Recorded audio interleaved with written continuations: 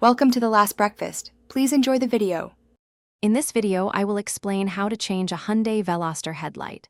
First, you'll want to gather all your supplies. This includes a new headlight bulb, which you can usually find at an auto parts store, and basic tools like a Phillips head screwdriver. Make sure your Veloster is parked safely on a flat surface and the engine is completely off before you begin. Safety first, always. Now that you're prepared, open the hood of your Veloster. You'll need to locate the back of the headlight assembly. Depending on your model, there might be a plastic cover or a few clips holding things in place. Gently remove these to gain full access.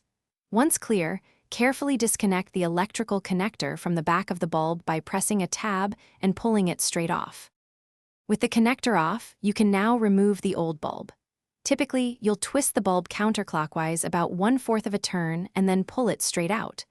When handling the new bulb, be very careful not to touch the glass with your bare hands, as oils can shorten its lifespan. Insert the new bulb into the housing, align the tabs, and twist it clockwise to lock it into place.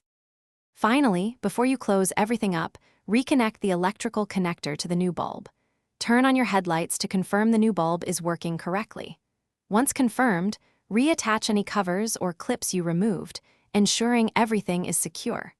Don't forget to check the description for a link to Little Tree's black ice and other great deals. This simple repair can save you money and keep your Veloster shining bright on the road. Thanks for watching. If this was helpful, leave a like and consider subscribing. See you next time.